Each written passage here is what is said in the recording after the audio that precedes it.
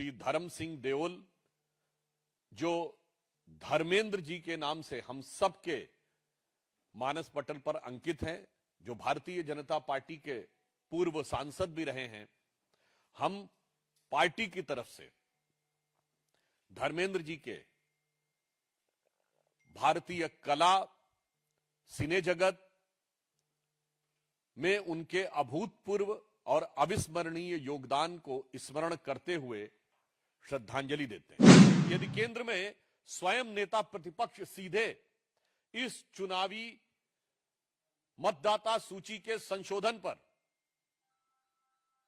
अनर्गल निराधार आरोप लगाएंगे और पश्चिम बंगाल की मुख्यमंत्री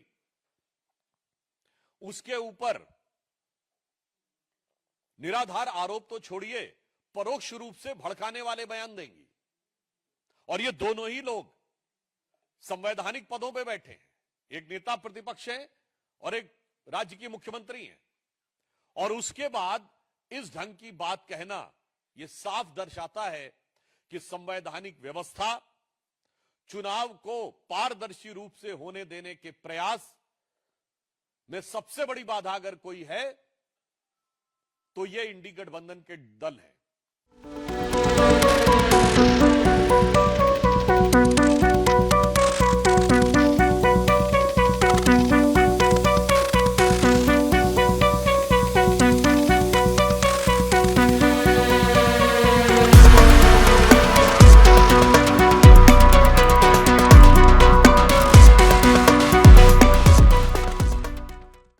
नमस्कार, फर्स्ट लुक बिहार में मैं निशा श्री आप तमाम दर्शकों का स्वागत करती हूं, जहां हम देखते हैं खबरें जो जानना ज़रूरी है। और आज की सबसे महत्वपूर्ण खबर, हालांकि इसको बताते हुए खेद हो रहा है, लेकिन इस बात की जानकारी हमें कहीं ना कहीं से मिलनी ही थी, और वो ये है कि धर्मेंद्र, जो हमारे मशहूर अभिनेता हैं और बहुत पुराने समय से कई सारे फिल्मों में इन्होंने काम किया है, 90 वर्ष की उम्र के हो चुके हैं, वो आज 24 नवंबर को आज उनका निधन हो गया। पिछले 15 दिनों पहले भी एक बार अफवाह उड़ी थी, लेकिन उस वक्त वो अस्पताल में एडमिट थे, और उस वक्त उनके घर के लोगों ने खेद भी जताया था कि इस तरह से मीडिया को इस तरह की खबरों के पीछे नहीं उछालना चाहिए, क्योंकि इसमें जो परिवार के लोग होते हैं उनके बीच एक गम का माहौल होता है, वो दुखी होते हैं। इसलिए आज हमने थोड़ा इंतज़ार किया और इसकी आधिकारिक पुष्टि होने का इंतज़ार किया, और जब बीजेपी ने बाकायदा प्रेस कॉन्फ्रेंस करके और प्रधानमंत्री नरेंद्र मोदी ने अपने एक्स पर और अलग अलग सोशल मीडिया साइट पर पोस्ट करके उनके निधन की जानकारी दी, उसके बाद हम आपके सामने ये खबर ला रहे हैं। बीजेपी ने बाकायदा प्रेस कॉन्फ्रेंस करके सुधांशु त्रिवेदी द्वारा उनको श्रद्धांजलि दी गई। धर्मेंद्र सिंह देओल, जिनको हम धर्मेंद्र के नाम से जानते थे, उनकी आज मृत्यु हो गई। 8 दिसंबर को उनका जन्मदिन होता है और उसी दिन शर्मिला टैगोर का भी जन्मदिन होता है, तो ऐसे में शर्मिला टैगोर ने भी अपना शोक व्यक्त किया। इसके अलावा जितने भी बॉलीवुड, हिंदी सिनेमा के जितने भी दिग्गज अभिनेता हैं, वो चाहे अमिताभ बच्चन हो या फिर और जितने भी महान कलाकार हैं, शाहरुख खान, हेमा मालिनी, उनकी जो पत्नी हैं, ये सब फिर उनकी अंतिम यात्रा में मौजूद हुए। सबसे जो चौंकाने वाली बात ये थी कि धर्मेंद्र की आखिरी फिल्म, जो उनके जीवन की, अब हम तो आखिरी फिल्म कह सकते हैं इसको, वो रिलीज़ होने वाली है 25 दिसंबर को। उसका नाम है 21, और संयोगवश देखिए कि आज 24 नवंबर को ही 21 फिल्म का पोस्टर जो है वो सुबह सुबह जारी किया गया, और उसके बाद उनकी मृत्यु की खबर आई। तो एक तरह से एक फिल्म मैन का, एक अभिनेता के का ये एक ग्रेटेस्ट ट्रिब्यूट, एक बहुत ही महान श्रद्धांजलि के रूप में भी इसको देखा जाएगा। 21 में वो एक बुजुर्ग अभिभावक की किरदार में दिखाई दे रहे हैं, और उनके पुत्र की भूमिका में है अमिताभ बच्चन के नाती अगस्त्या। और इस तरह से वो जो सिनेमा है वो 25 तारीख को रिलीज़ होगी, और इसको लोग देख करके एक तरह से धर्मेंद्र को याद करेंगे और उनको श्रद्धांजलि देंगे। इसके अलावा जिस बीजेपी के प्रेस वार्ता की मैंने चर्चा की थी, जिसमें धर्मेंद्र को श्रद्धांजलि दी गई, उस श्रद्धांजलि के बाद बीजेपी ने पूरी प्रेस वार्ता में एसआईआर के ऊपर मुद्दा उठाया। एसआईआर में नेता प्रतिपक्ष राहुल गांधी और उसके बाद बंगाल की चीफ मिनिस्टर ममता बनर्जी के ऊपर निशाना साधते हुए कहा कि जिस तरह से एसआईआर को मुद्दा बना करके वो इसको प्रोपेगेट करने की कोशिश कर रहे हैं, कहीं ना कहीं ये लोकतंत्र का हनन है। आइए लिए चलते हैं आपको बीजेपी के उस प्रेस कॉन्फ्रेंस में जिसमें ये तमाम बातें हुई। मित्रों, जैसा अभी आदरणीय संजय मयूख जी ने कहा, आज भारतीय चित्रपट के सदाबहार नायकों में से एक, जिन्होंने तकरीबन 3 पीढ़ी तक भारतीय चित्रपट पर भारतीय परिवेश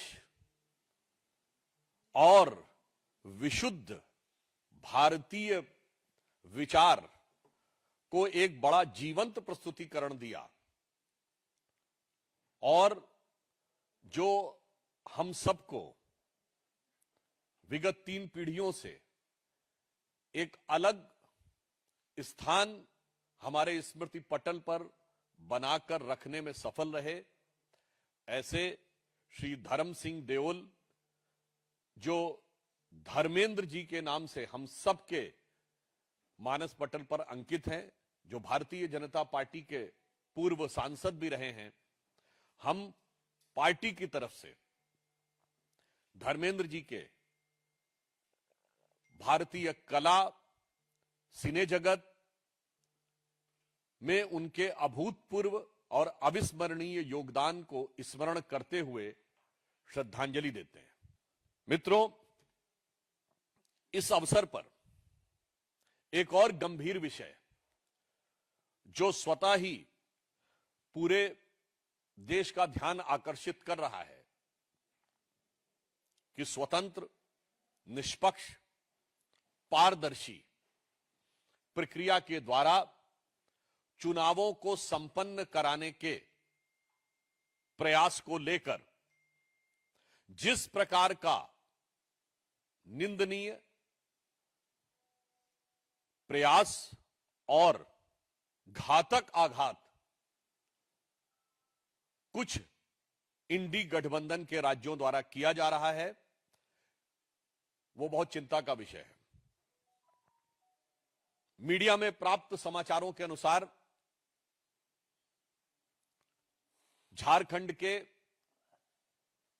एक मंत्री इरफान अंसारी यह पब्लिकली बोलते हैं कि यदि कोई बूथ लेवल ऑफिसर अर्थात चुनाव आयोग के द्वारा नियुक्त कोई बूथ लेवल अधिकारी यदि केवल तुमसे जानकारी लेने के लिए आए तो उसे बंधक बना लो।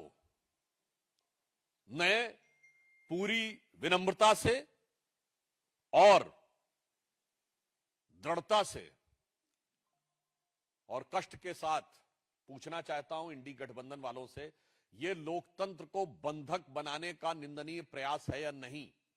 खुलेआम आपके नेता इस ढंग का आह्वान करेंगे जैसा इरफान अंसारी ने किया कि कोई केवल पूछताछ के लिए आए तो उसको बंधक बना लो? संविधान खतरे में है या नहीं? एक बार पुनः देश को ध्यान आता है कि जहां जहां इंडी गठबंधन के लोग सत्ता में आते हैं, संविधान की भावना दरकिनार कर दी जाती है। किसके लिए? कुछ संदिग्ध स्रोतों से वोट प्राप्त करके सत्ता पर कब्जा करने के लिए। दूसरा उदाहरण, पश्चिम बंगाल में जो मीडिया में प्राप्त समाचारों के अनुसार उससे भी अधिक गंभीर और यह खतरनाक विषय आता है कि वहां तृणमूल कांग्रेस के एक बूथ लेवल एजेंट जमीरुल इस्लाम मुल्ला पर यह आरोप लगता है कि वो सीधे बूथ लेवल अधिकारी को फोन पर धमका रहे हैं, और मीडिया में इस प्रकार का न सिर्फ विषय बल्कि बहुत सारी चीजें भी पब्लिक डोमेन में अवेलेबल हो रही हैं जिनमें कथित रूप से उनके द्वारा धमकाए जाने की वीडियो और आवाज भी अवेलेबल है। हम देश के सामने यह पूछना चाहते हैं कि यह परिस्थिति क्यों उत्पन्न हो रही है? यह परिस्थिति क्या इसलिए नहीं उत्पन्न हो रही है कि यदि केंद्र में स्वयं नेता प्रतिपक्ष सीधे इस चुनावी मतदाता सूची के संशोधन पर अनर्गल निराधार आरोप लगाएंगे और पश्चिम बंगाल की मुख्यमंत्री उसके ऊपर निराधार आरोप तो छोड़िए, परोक्ष रूप से भड़काने वाले बयान देंगी, और ये दोनों ही लोग संवैधानिक पदों पे बैठे हैं, एक नेता प्रतिपक्ष है और एक राज्य की मुख्यमंत्री हैं, और उसके बाद इस ढंग की बात कहना यह साफ दर्शाता है कि संवैधानिक व्यवस्था, चुनाव को पारदर्शी रूप से होने देने के प्रयास में सबसे बड़ी बाधा अगर कोई है तो यह इंडी गठबंधन के दल है। मैं याद दिलाना चाहता हूं कि विषय सिर्फ चुनाव का नहीं है, यह भारत की सुरक्षा और अस्मिता का भी विषय है,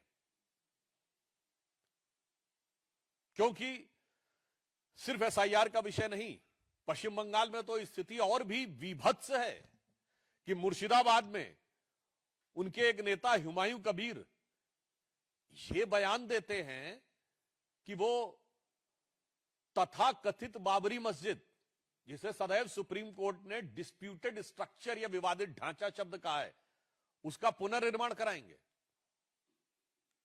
और इसके ऊपर या तो इंडी गठबंधन के लोग मौन हैं या समर्थन कर रहे हैं। तो हम ये पूछना चाहते हैं कि पश्चिम बंगाल में चुनाव के समय ये किस प्रकार के वातावरण का निर्माण तृणमूल कांग्रेस और कांग्रेस जैसे दल मिलकर करने का प्रयास कर रहे हैं।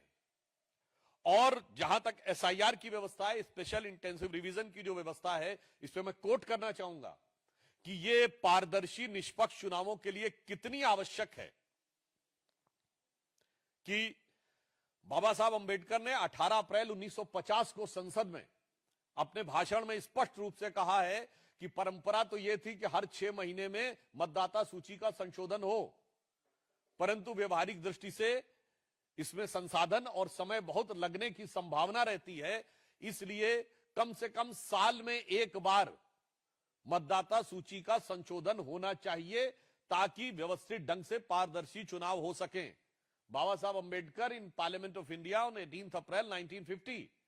और ये बताइए, लोग कहते हैं 20 साल बाद भी नहीं होना चाहिए।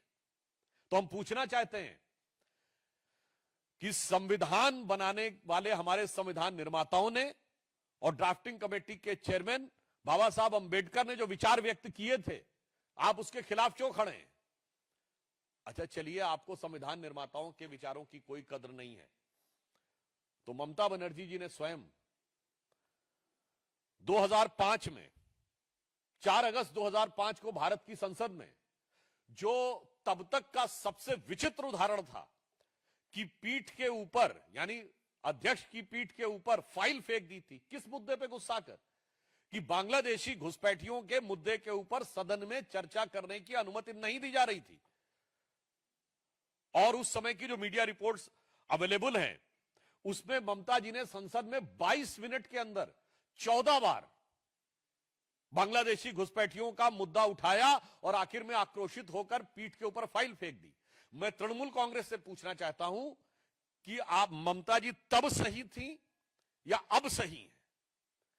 यह कौन सा परिवर्तन आ गया कि आप जिन बांग्लादेशी घुसपैठियों के खिलाफ इतना आक्रोश था कि संसद में 22 मिनट में 14 बार बोलना और संसदीय मर्यादा को ध्वस्त करते हुए पीठ के ऊपर फाइल फेंक देना और आज उन्हीं का समर्थन करना, मुझे लगता है कि सिर्फ संविधान निर्माताओं का ही नहीं, उनके स्वयं के जो विचार हैं, जो उनका स्वयं का वो है, वो अपनी बात को निगेट कर रही है।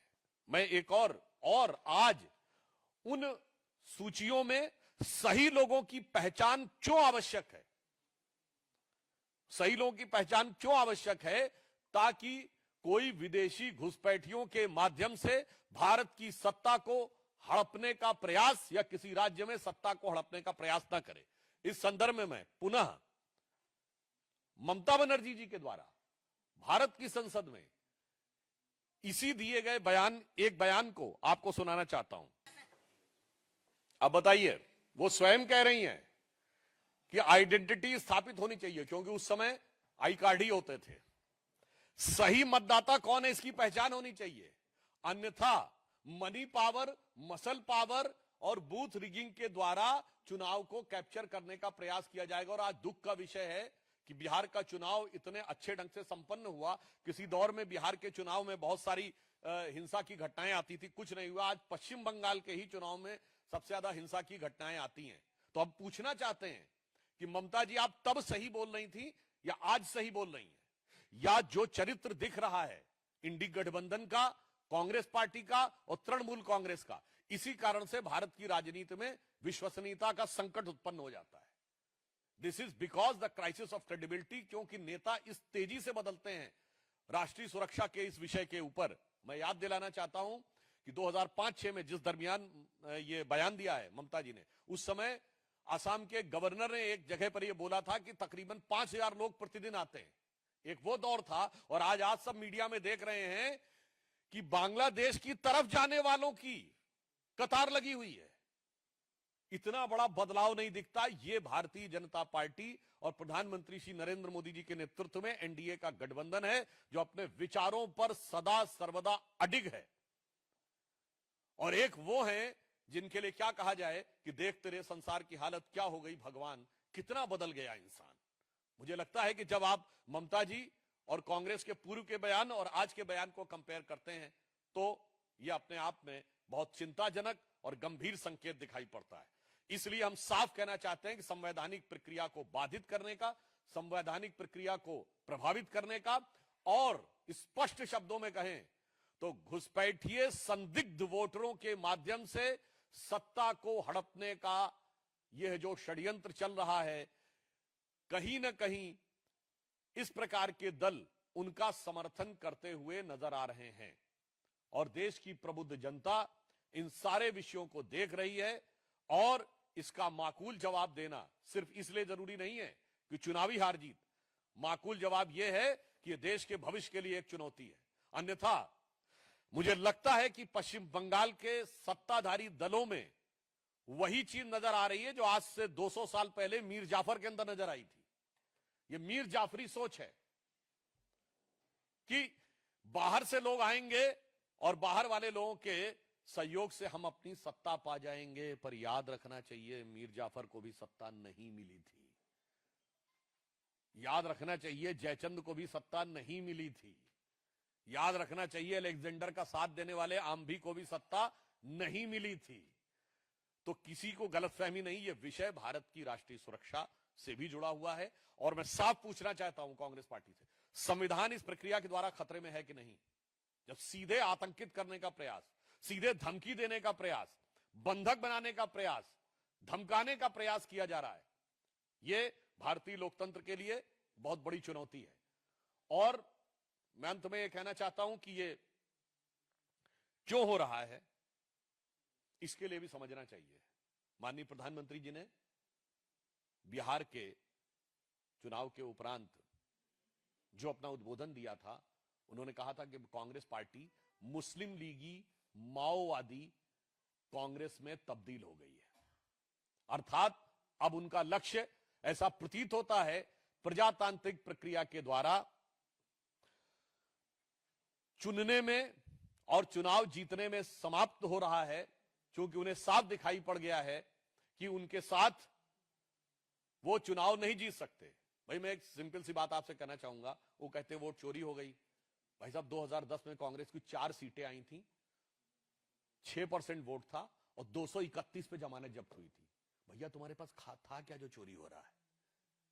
बड़ी तर्कसंगत बात है। भाई था तुम्हारे पास। अब वैसे तो मैं 1990 से लेकर 2015 तक सारा गिना सकता हूं कि उनके पास कितना था। इसे कहते हैं भ्रामक दुष्प्रचार करना। परंतु जो माननीय प्रधानमंत्री जी ने कहा था, उसको आपने भी देखा कि इंडिया गेट के ऊपर कुछ लोग जो मुखौटा लगाकर गए थे कि वो पर्यावरण प्रदूषण के संदर्भ में बड़े जागरूक हैं और वो इस पर प्रदर्शन करना चाहते हैं, और वहां पहुंचते ही उनके चेहरे पर से मुखौटा हट गया और अंदर का असली मुखौटा सामने आ गया, और वो मारे गए नक्सली कमांडर के पक्ष में आकर नारेबाजी करने लगे। अर्थात जो प्रधानमंत्री जी ने कहा है कि मुस्लिम लीगी माओवादी कांग्रेस हो गई है, आज आप सोचिए ये वही लोग हैं जिन्होंने 2010 में छत्तीसगढ़ में जब हमारे सीआरपीएफ के 75 से अधिक जवान मारे गए थे तो मीडिया में रिपोर्ट आई थी कि तमाम लोगों ने दिल्ली में खुशियां मनाई थी और देश की प्रतिष्ठित यूनिवर्सिटी के हॉस्टल्स में भी खुशियां मनाई गई थी। मुझे लगता है वो सोच अभी तक जिंदा है।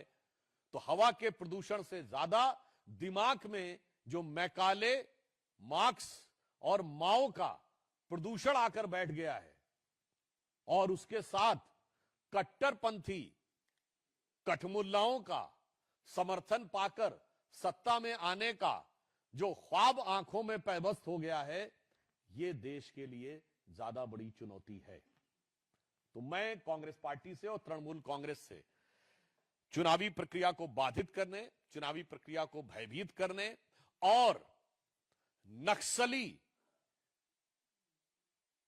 कमांडर के बारे में दिए गए आपत्तिजनक बयान पर मौन समर्थन करने के बारे में स्पष्ट और मुखर जवाब चाहता हूं। धन्यवाद। कोई प्रश्न हो तो सादर आमंत्रित। सर, टीएमसी सर ये पूछती है कि 11 साल से आप लोग सरकार है, फिर बांग्लादेशी रोहिंग्या कैसे आ रहे हैं? बहुत साफ बात है कि यह आज का विषय नहीं है। 2005-6 में तत्कालीन गृह राज्य मंत्री श्री प्रकाश जायसवाल जी ने संसद के पटल पर बोला था कि 2.5 से 3 करोड़ बांग्लादेशी घुसपैठिए उस समय आ गए। ये उस समय का दिया गया बयान है। बाद में पार्टी ने दबाव बनाया तो उन्होंने उसको विड्रॉ करने का भी प्रयास किया था। तो हमारी सरकार आने के बाद उस प्रक्रिया में पूरी तरह रोक लगी है। उसका एक और प्रमाण है, हमारी सरकार आने से पहले बांग्लादेश के साथ लैंड बाउंड्री एग्रीमेंट ही नहीं था, यानी सीमाएं निर्धारित नहीं थी। आधा गांव भारत में, आधा गांव बांग्लादेश में। 2016 में हमने लैंड बाउंड्री एग्रीमेंट किया, उसके बाद उस सीमा पे फेंसिंग की है।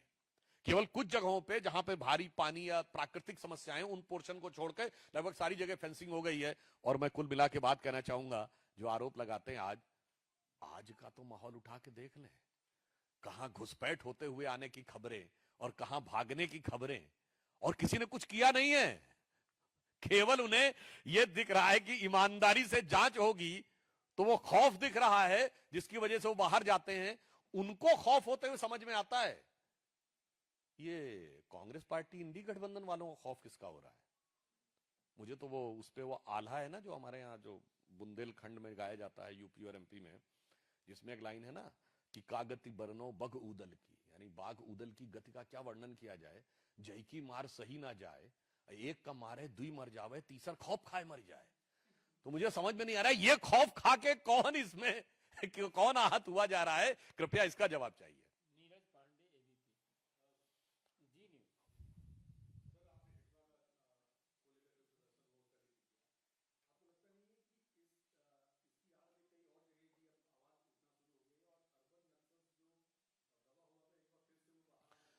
देखिए, माननीय गृह मंत्री जी ने बहुत स्पष्ट रूप से कहा है, श्री अमित शाह जी ने, कि 31 मार्च 2026 तक माओवाद पूर्णतः समाप्त हो जाएगा।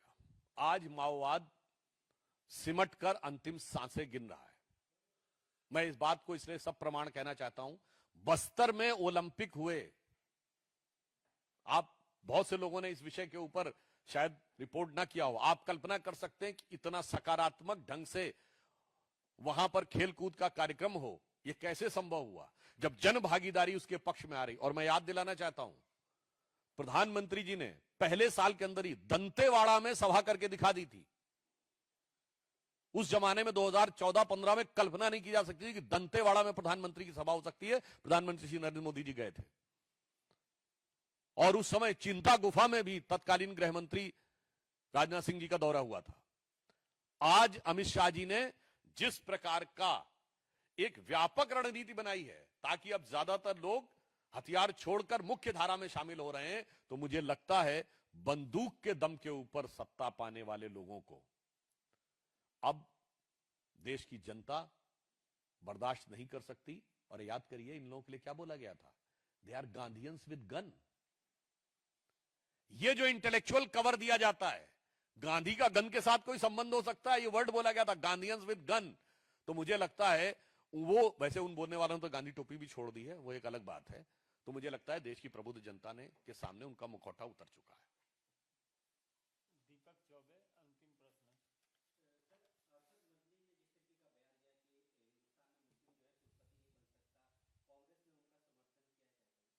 मुझे लगता है कि अल फलाह यूनिवर्सिटी में और दिल्ली ब्लास्ट के बाद जिस प्रकार के तथ्य सामने आए हैं, इसने एक बात बहुत स्पष्ट कर दी है कि जो लोग ये कहते थे गरीब, मजलूम, अशिक्षित लोग भटके हुए नौजवान के रूप में आ जाते हैं आतंकवाद में, मुझे लगता है इस विस्फोट के साथ उस दावे के भी चीथड़े उड़ चुके हैं। जिस ढंग से पढ़े लिखे लोग जो कहीं से भटके नहीं कहे जा सकते, उन लोगों ने आतंकी साजिश रचने का प्रयास किया। इससे पूर्व आप याद करिए, एक व्यक्ति के बारे में आया था ना, मोहम्मद जुनैद, क्या नाम था उसका, जो कैस्टर सीड ऑयल में से रेजिन नाम का जहर निकालकर, जिसपे आरोप है कि मंदिरों के प्रसाद में मिलाने का प्रयास कर रहा था। यह जहरीली सोच पढ़े लिखे लोगों की, और ये आज से नहीं है, ये अफजल गुरु, ये क्यों शुरू हुई है? ये जो आइडियोलॉजिकल कवर देने का प्रयास होता है सो कॉल्ड लेफ्टिस्ट और सेक्युलरिस्ट के द्वारा, उस कारण से समस्या होती है। अफजल गुरु भी पढ़ा लिखा व्यक्ति था, प्रोफेसर था, आप कहेंगे वो हालात का मारा है। याकूब मेनन चार्टर्ड अकाउंटेंट था। बुरहान वानी जो था वो भी सॉफ्टवेयर का जानकार था। रियाज भटकल इंजीनियर था, और अब तो डॉक्टर ही डॉक्टर है। मुझे लगता है इन डॉक्टरों के द्वारा उस चीज का इलाज हो गया है। और अब स्पष्ट रूप से यदि कोई, मौलाना मदनी ने बोला वो तो अलग है, कांग्रेस के भी कई नेता उसका समर्थन कर चुके हैं। आज मैं कह सकता हूं कि जो लोग ये कहने का प्रयास करते हैं कि secularism in India is in danger, no, India is in danger because of the pseudo secularism. ठीक है, एक क्वेश्चन उधर से। Rahul Gandhi was missing from the vote-taking ceremony today. How do you see this? Prime Minister was there, President was there, but Rahul Gandhi was not there. This again unmarks the real and true face of their so-called defenders of Constitution. इससे पहले आपने देखा था कि 15 अगस्त के दिन भी वो लोग उपलब्ध नहीं थे। स्वतंत्रता दिवस के दिन दोनों सदनों के नेता, प्रतिपक्ष और कांग्रेस अध्यक्ष नहीं थे। वो स्वतंत्रता जिसको तथाकथित रूप से वो अपना द्वारा दिए जाने का दावा करते हैं, और कोई एक ने प्रोटोकॉल और एक ने बीमारी का बहाना बनाया था। और आज जब भारत के मुख्य न्यायाधीश शपथ ले रहे हैं, इसका तो कोई राजनीति से लेना देना नहीं है। और महामहिम राष्ट्रपति के द्वारा शपथ ग्रहण की बहुत संक्षिप्त, बहुत कम समय की एक प्रक्रिया होती है, औपचारिकता, उसमें ना आना यह दर्शाता है कि भारत की व्यवस्था के हर आयाम को यह लांछित करने का प्रयास करते हैं। और इस संदर्भ में मैं एक पॉइंट और आप लोगों को एलिबरेट कर देना चाहता हूं। इनको भारत के संविधान पर, भारत की व्यवस्था को ध्वस्त करने का बहाना चाहिए। आप बताइए, इन्होंने भ्रम राफेल को लेकर सरकार पे क्रिएट किया कि नहीं? बाद में भले ही सुप्रीम कोर्ट से माफी मांगी। जब सर्जिकल स्ट्राइक हुई तो इन्होंने सेना को लेकर भ्रम पैदा किया। जब बालाकोट हुआ तो वायुसेना को लेकर भ्रम पैदा किया। जब ऑपरेशन सिंदूर हुआ तो जहाजों को लेकर भ्रम पैदा किया। जिस जमाने में इन्होंने भारत की आर्थिक व्यवस्था पे अटैक करने का प्रयास किया, इन्होंने कहा एलआईसी बर्बाद हो गई है, LIC all time high profit में है। इन्होंने कहा स्टेट बैंक ऑफ इंडिया को ध्वस्त कर दिया है, state bank of India all time high profit में। इन्होंने कहा एचएएल, हिंदुस्तान एरोनॉटिक्स लिमिटेड, उसके बारे में भ्रम पैदा किया। आज हिंदुस्तान एरोनॉटिक्स लिमिटेड ने पिछले साल में मैक्सिमम रेवेन्यू गेन किया है, अराउंड 21,000 करोड़ के रेवेन्यू पे काम किया हुआ है। अभी उनके जो पाइपलाइन में है 8,000 करोड़ का उन्होंने काम किया, 21,000 करोड़ का ऑलरेडी उनके ऊपर है। और तो और ये वही लोग हैं जिन्होंने कोविड वैक्सीन को लेकर भ्रम पैदा करने का प्रयास किया। ये वही लोग हैं जिन्होंने सेबी को लेकर भ्रम पैदा करने का प्रयास किया। ये वही लोग हैं जिन्होंने जुडिशरी को लेकर भ्रम पैदा करने का प्रयास किया। मैं अब पूछना चाहता हूं, राहुल गांधी जी का वो स्टेटमेंट आपको याद है ना? जब उनसे पूछा गया था, वो कहते हैं कि every institution has been taken over. जब उनसे पूछा गया कि you are saying judiciary also, तो उन्होंने कहा यस। और पॉलिटिकल सिस्टम में उन्होंने क्या भ्रम फैलाने का प्रयास किया, याद करिए राहुल गांधी जी का बयान। What is problem with Muslim League? Muslim League is absolutely secular, there is no problem about it, and BJP is communal. इन्होंने कौन सी चीज के ऊपर भ्रम पैदा करने का प्रयास नहीं किया है? इन्होंने यह तक कहा मार्च 2023 में जाकर, why the defenders of democracy England and America are silent and non interfering in India. तो समस्या यहां पर एसआईआर नहीं है, फिर इन्होंने ईवीएम को लेकर भ्रम पैदा किया। मैंने 1 दर्जन उदाहरण गिना दिए हैं और हर बार ये झूठे साबित हुए हैं। अतः बहुत स्पष्ट है कि कोई सूरत बदलना इनका मकसद नहीं है, इनका मकसद है हर कदम पे हंगामा होना चाहिए। और अब ऐसा लग रहा है कि प्रधानमंत्री श्री नरेंद्र मोदी जी के नेतृत्व में जिस प्रकार का जन समर्थन राज्य दर राज्य 2024 के बाद मिलता चला जा रहा है, उसमें अपनी पराजय को अवश्यंभावी जानकर अब शायद ये गठबंधन उस परिस्थिति में आ गया है कि चुनाव जीत नहीं सकते तो भारत के अंदर अव्यवस्था, भ्रम पैदा करके अराजकता उत्पन्न करने का प्रयास किया जाए। जिसे एक हिंदी भाषी ग्रामीण कहावत पे कहते हैं, पी न पाओ तो ढरकाए जरूर दो। यानी पानी पीने को ना मिले तो मेज हिला दो ताकि गिर जाए, सब तरफ रायता फैल जाए। इसीलिए प्रधानमंत्री जी ने कहा है कि अब लगता है कि यह पॉलिटिकल कांग्रेस की जगह मुस्लिम लीगी माओवादी कांग्रेस हो गई है, जो अराजकता उत्पन्न करके सत्ता पाने का ख्वाब देख रही है। पर भारत की प्रबुद्ध जनता उनका स्वप्न साकार नहीं होने देगी। बहुत बहुत